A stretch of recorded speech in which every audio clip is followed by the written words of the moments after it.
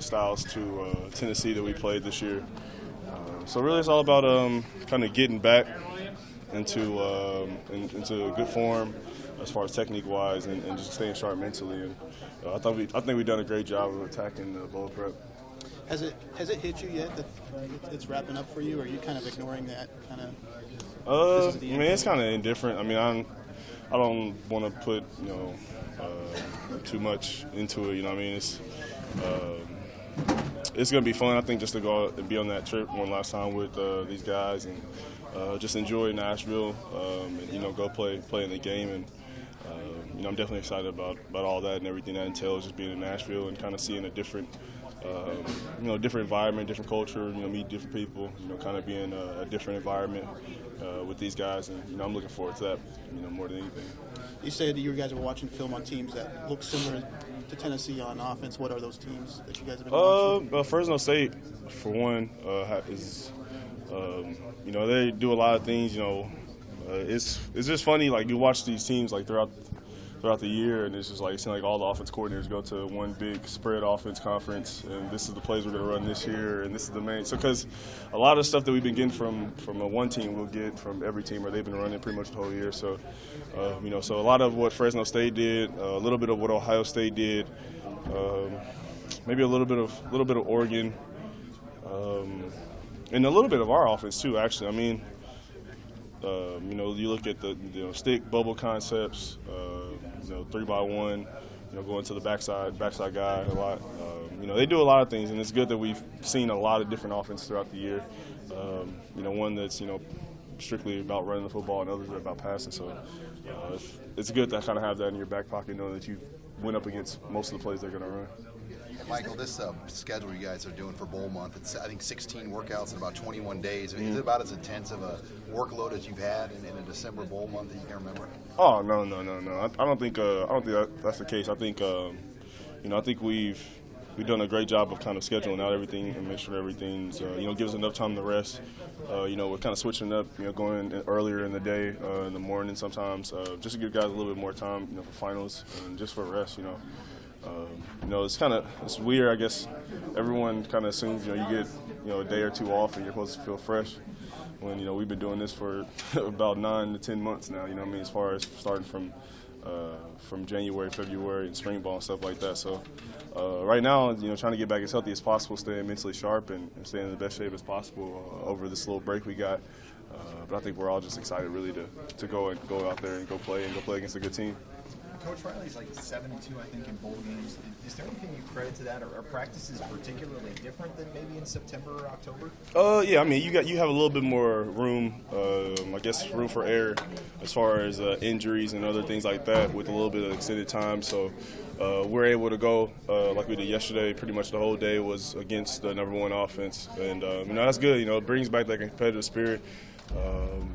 You kind of get to renew some of those grudges you had in fall camp.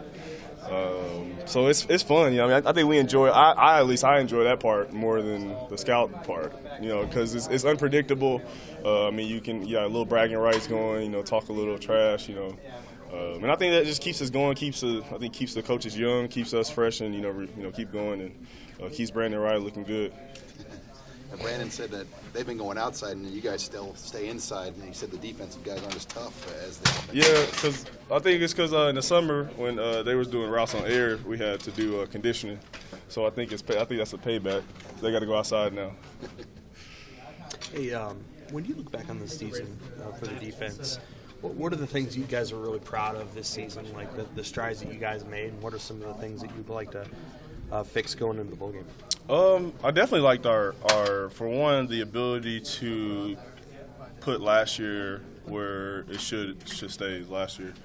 I think easily we could have came in, looked at our schedule, and said, kind of looking at what we had last year, this is going to be a long one, and just kind of roll ourselves out there and see what happens. But guys were dedicated from January. I remember those meetings we had, and people airing out their frustration and things like that. And I say credit to these coaches to be able to go in there, look themselves in the mirror as coaches, And I remember the first thing we were watching was mistakes, as far as what we need to fix, things that kind of got to us throughout the season last year. So just that ability to come back, just be a man and, assess yourself, look yourself in the mirror and see if you can do something different and get a different result. I thought defensively, we played hard. We, continued, I think, to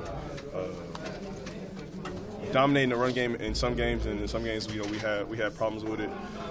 And you look back on it, it wasn't really anything physical. It takes one mistake, and I think that's something that I hope these guys come back next year kind of emphasizes. Just that one play, one play can change it all, and we've seen it. And it's not just one play can change the game as far as the score. You think of mentality. I think the Iowa, the first score from the run is the one. The last one that comes in. My first one comes to my mind just because it's been so recent. But it's everyone's in the spot. It's just one, one lapse. Same with the second touchdown coming back. And those are things that definitely. I know for sure that they're going to work on next year. But I thought as far as we played hard. I think we did the best we could, and I thought we improved drastically on a lot of different areas. You guys made statistical improvements, like. Yeah. You gave up a lot fewer points, right. A lot fewer yards. Mm-hmm.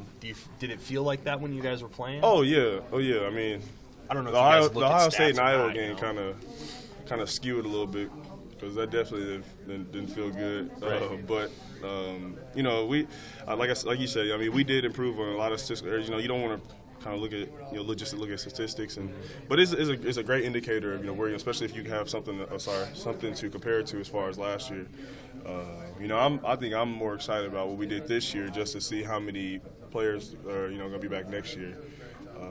And the talent that they're going to bring in, I'm excited, kind of watch this group and watch these young guys kind of step up and take even a larger leadership role. There's it seems like 20 linebackers on this team, even after you and Vando leave. Right.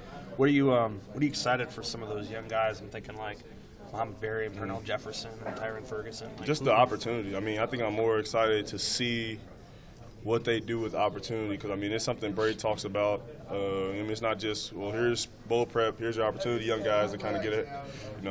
He harps on it throughout the season as far as for those scout guys, Tyron, going on a scout team. He wanted to make sure with Tyron it's not just a year off for you. Make sure you take that, use it as motivation, go out there and I told Tyron more than anything, start presenting yourself as a vocal leader to those young guys that are there, because I think.